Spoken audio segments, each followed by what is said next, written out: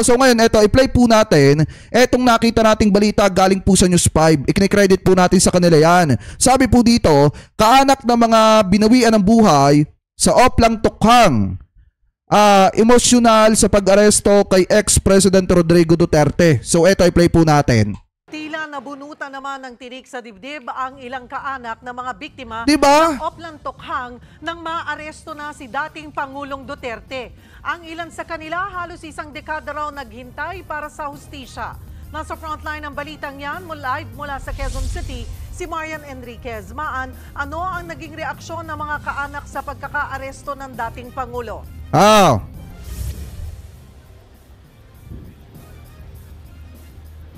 Cheryl, nagsama-sama nga sa misa ng pasasalamat yung mga pamilyang namatayan sa madugong gyera kontra droga sa nakalipas ngang administrasyon ni Pangulong Rodrigo Duterte. At masaya nga yung mga pamilyang ito na naaresto na si Duterte pero hiling nila tuluyan na siya makulong.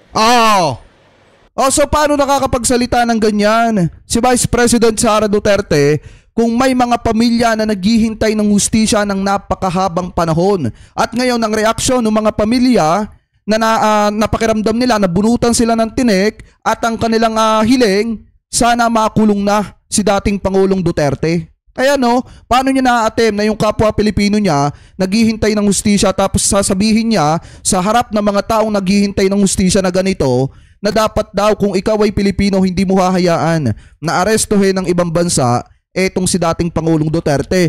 Doon lang natin nakikita na kahit papaano may hustisya. Dahil nga etong si dating Pangulong Duterte ay big fish po talaga at maraming koneksyon at sinusuportahan ng napakaraming tao at yung ibang sumusuporta dito ay may mga kapangyarihan din sa gobyerno mga kababayan katulad ni Bongo at nung iba pa nila mga kaalyado.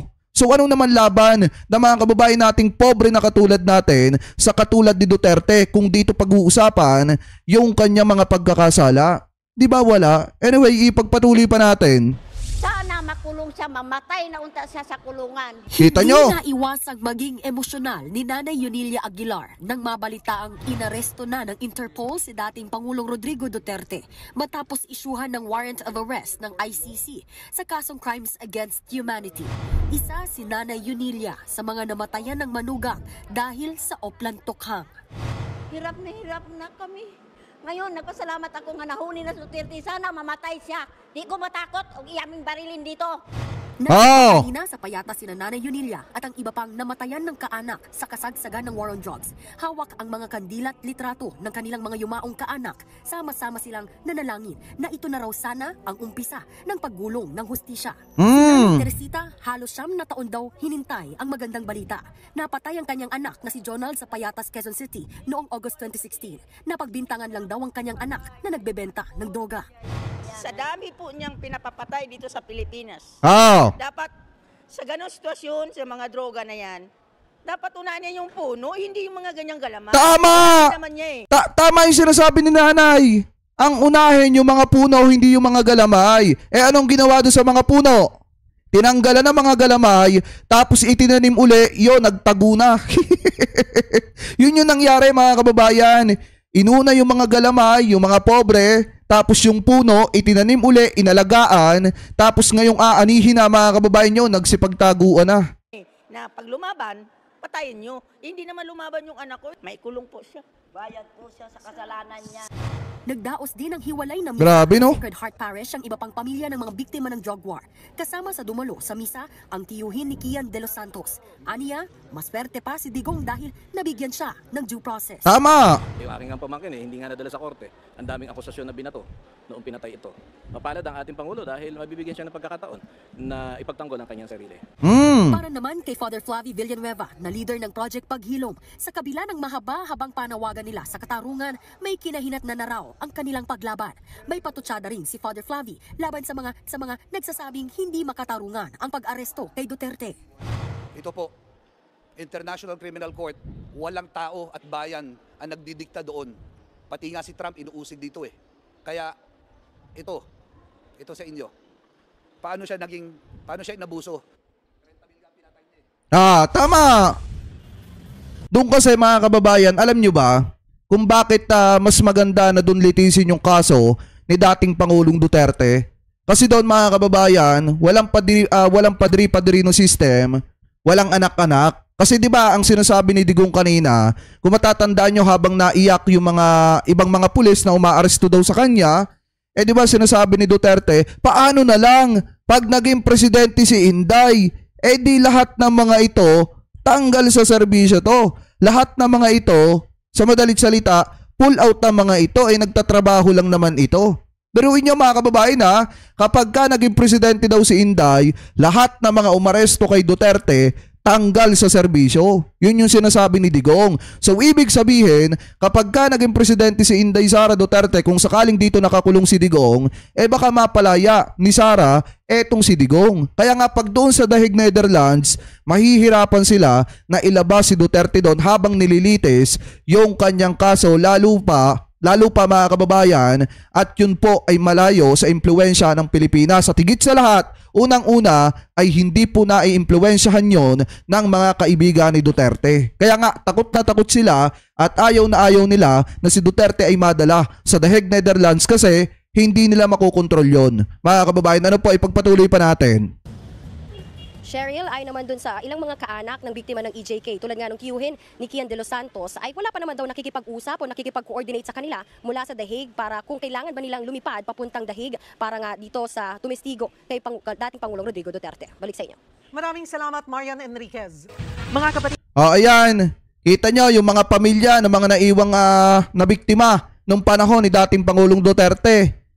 Nabunutan na ng tinik mga kababayan sa kanilang mga dibdib at pakiramdam nila eto na yung simula ng pag-usad ng hustisya na napakatagal na panahon po nila na hinintay. So napakalaking bagay po nito para sa mga kababayang Pilipino po natin na naghahangad at naghihintay ng hustisya patungkol po dito. Ano po, so ngayon, kung titingnan nyo mga kababayan, kanina napag-usapan natin si Bato de la Rosa, wala pa rin daw pong balita at hindi daw sumasagot. Hindi daw ba contact etong si Senator Bato de la Rosa kaya hindi makumpirma kung eto daw po ay nasa bansa pa.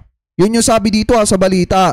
Sabi dito sa News 5, pakinggan po natin at sabi po dito mga kababayan, Senator Bato de la Rosa hindi na makontak. Hindi makumpirma kung nasa bansa pa, nasa bansa pa siya. So ngayon, nasaan si Senator Bato? Bakit niya iniwan si dating Pangulong Duterte sa sitwasyon na kailangan siya ni dating Pangulong Duterte? So ito i-play po natin. Mula sa Senado, may update naman si Mean Los Baños, kaugnay pa rin po ng sitwasyon naman ni Senator Bato de la Rosa at ng ICC.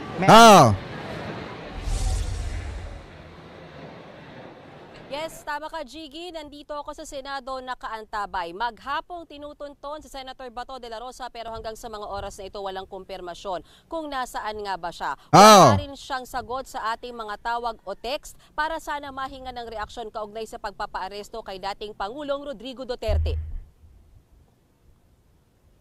Simula pa kaninang umaga, wala tayong tigil sa pagkontak kay Senator Bato de la Rosa. Kadalasan namang mabilis siyang makuha ng interview o pahayag through text o tawag. Sabi dito, Jake, i-monitor mo, malapit na ang people power, ayaw mong sasama? Ba't ako sasama dyan? Mag-mimulmower sila hanggat gusto nila. Pero sa Viber, makikitang huli niya itong chinek noon pang March 9 o linggo. Ay, grabe no? Natin, Jiggy, cannot be reached na rin ang kanyang linya. Ilang beses din nating kinulit ang kanyang staff pero ayon sa kanyang media officer, walang official statement na ilalabas ngayon si Senator Bato. Mag-a-update na lang daw sila oras na may development na. Tinanong ko kung nasa loob pa ba ng ating bansa ang senador pero hindi na tayo sinagot. Nako! Sa mga nauna nating interview sa senador, sinabi niyang hindi siya magtatago oras na may ilabas na warrant ang ICC laban sa kanya. Sa ngayon, hindi pa makumpirma kung meron na nga dahil kasama sa mga inireklamo si De La Rosa para sa crimes against humanity sa ICC. Naunang sinabi ni Bato na naniniwala siyang walang jurisdiction ng ICC sa ating bansa kaya hindi raw pwedeng i-enforce ang anumang warrant mula dito. Sabi pa niya noon, naniniwala siya sa sinabi ni Pangulong Bongbong Marcos na hindi niya kikilalanin ang kapangyarihan ng ICC dito sa Pilipinas. Pero nitong Enero, inamin... Yan ang masaklap sa part ni dating Pangulong Duterte. Alam nyo ba mga kababayan, si Bato de la Rosa, yung isa sa pinaka-pinagkakatiwalaan ni dating Pangulong Duterte. Sa katotohanan nga niyan mga kababayan, ginawa pa siyang PNP chief nung mga panahon na isinasagawa po nila yung madugong pakikipaglaban sa ipinagbabawal na bato. Sa madalit salita, si Bato de la Rosa ang partner in crimes ni dating Pangulong Duterte. Pero sa huli, kahit pala gaano katindi mga kababayan, yung pinagsamahan, iiwanan at iiwanan din ng taong pinagkatiwalaan ni dating Pangulong Duterte, etong si Digong. Kita nyo nangyari dito. Saglip na si Bato de la Rosa, sinalubong niya sa etong pagdating ni dating Pangulong Duterte, ano po ginawa niya? Hindi na siya mahagilap or kahit nga sagot sa mga tawag, hihingi lang ng opinion kung ano masasabi niya sa pagkaka-aresto ni Digong. Wala nang balita mga kababayan, at huling bukas niya sa kanyang Viber noong March 9 pa. Ibig sabihin, talagang wala nang balak magpakita di umano etong si Senator Bato. At ang dating dito, parang iniwan niya etong si dating Pangulong Duterte sa ere. Kumbaga, kasama siya, partner in crime sila nung isinasagawa nila yung pakikipaglaban nila sa ipinagbabawal na bato. Ngayon, nag-iisa na lang si Digong na humaharap at si Bato de la Rosa hindi na mahagilap. Hindi ni Bato na takot siyang makulong, lalo na kung sa dahig dahil hindi na niya makikita ang kanyang mga apo. Na rin sinabi ni de la Rosa na sakaling may lumabas na warrant laban sa kanya ay maglalabas o dapat maglabas ng matibay na stand ang Senado at manatili itong independent. Worst comes to worst, Anya, at may warrant na ma-implement laban sa kanya, hihingi daw siya ng suporta sa tao. Jiggy, naalala mo noong 2018 noong nanganib na maaresto si dating Senador Trillanes, dito siya sa Senado nagkubkob at hindi siya napakialaman ng mga otoridad dahil bawal pumasok sa premises ng Senado kapag in session. Pero hindi natin alam kung kasama yan sa plano ni Senator Bato de la Rosa, lalo't nakabreak ang Senado, walang sesyon, wala pa ring pahayag mula sa liderato ng Senado kung puprotektahan ba si Senator de la Rosa oras na may ICC warrant na ilabas. Jiggy? Oh my goodness, ano na nangyari? Maraming salamat, Mayan Los Baños. Tama yung sinabi ni Ramon Tulfo hindi lahat ng kaibigan na nagsasabi mga kababayan na handa niyang ibuwis yung kanyang buhay, gagawin po talaga.